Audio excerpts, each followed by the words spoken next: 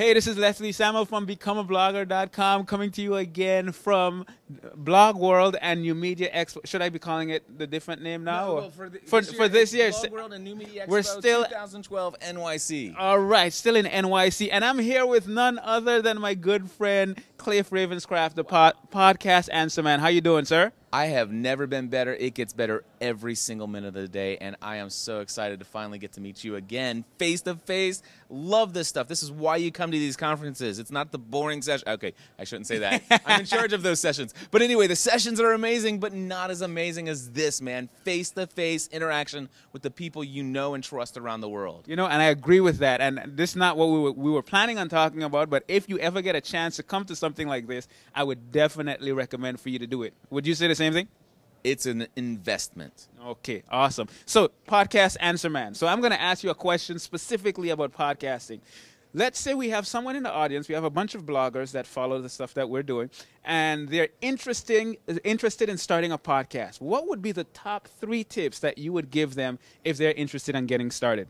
All right. Now, number one, most people who come to me and say, Cliff, I have fallen in love with podcasting. I subscribed to like 18 different shows. I'm convinced I need to do a show. Number one, most of those people do not even have a clue about what they want to podcast about. Okay. And here's the deal. Before you think about equipment, before you think about any kind of website or domain name, you need to think, why do I want to podcast? What is my mission? What is my purpose? What is my message? Spend a couple weeks just sussing out, what do I want to do?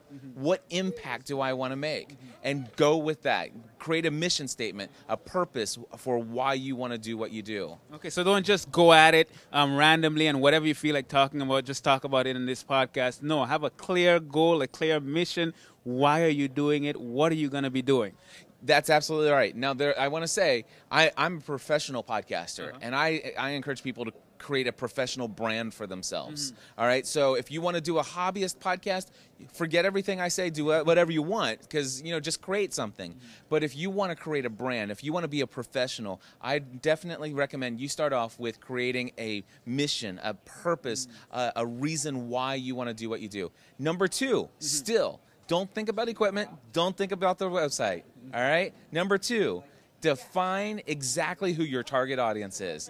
And we're not talking about, oh, my audience is, you know, women over the age of 35, you know. No, we're talking about, for Podcast Answer Man, all right? I'll give you an example. My target audience, I want when I think of who I'm speaking to, when I'm behind this microphone, I'm here in my studio, I am talking to somebody who is a solopreneur, somebody who has just launched their business within the last 5 years, and they're looking to find creative ways to market. They've already created a blog. They've had a little bit of success there. They're doing extremely well of building an audience. They're engaging those people, but, you know, they've kind of seen things kind of taper off when it comes to the growth of that audience.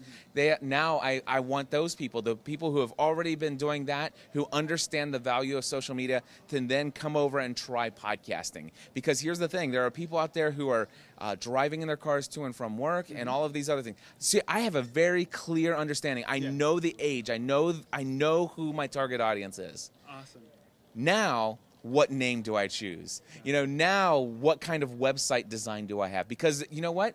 One website, if your age target audience is 18 to 25, your website should look different than this. See, so many people is like, well, I just have a passion about this topic, and so I just need to create a website. I just need to do this. No, you need, what is my purpose? What is my mission? And who am I talking to?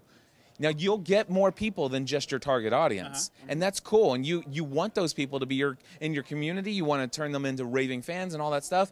But when you create your content and when you go later down the road to grow your audience, you know, if you were a bounty hunter, are you familiar with what a bounty hunter is? Yeah, somebody's in trouble with the law, man, and you got to go bring them in. You get a big cash reward. Could you imagine all of a sudden it's like, listen, we want to hire you as a bounty hunter. This is the person we need. We don't know male or female. We don't know how old they are. We don't know how tall they are. Target audience, my friend. That's not going to work very well, huh? You're not going to know where to look, you know? Okay, so it sounds like point 1, figure out the why. Point 2, figure out the who. Yes. So very specific, not just guys, not just I want to target males. Okay, specifically who is that individual that you're targeting. And we're not talking, oh, we're going sports. Okay, college or pro, high school. All right, and what type? Soccer, football, golf, whatever. So specific, narrow it down. Get one person in mind. All right. And So put that picture on the wall. all right. So we have the first two. Last and final tip. All right, here's the deal. Get serious with it. Invest. All right, especially with an audio podcast. I'm going to tell you, you can start a podcast today with no money down. And actually, no money costs to you at all. But that's called a hobbyist, and you're going to sound horrible. You could actually start a podcast with about $50 or $60 and have okay sound. You're still not going to be a professional. You're not going to be representing yourself as a professional. You're not going to be a brand that is to be reckoned with. You're not going to sound like an authority. You want to sound like all of that? Get yourself some good equipment. Create yourself a budget of at least $500, maybe up to $1,500, and sound just as great, if not better, than any person on the FM radio dial. Awesome. And you know what I found? Because I actually followed your advice where that's concerned, and I invested significantly, and it actually reduces the amount of work that I have to do because you have the technology there, and it takes care of a number of these things. It makes me sound better than I sound in person.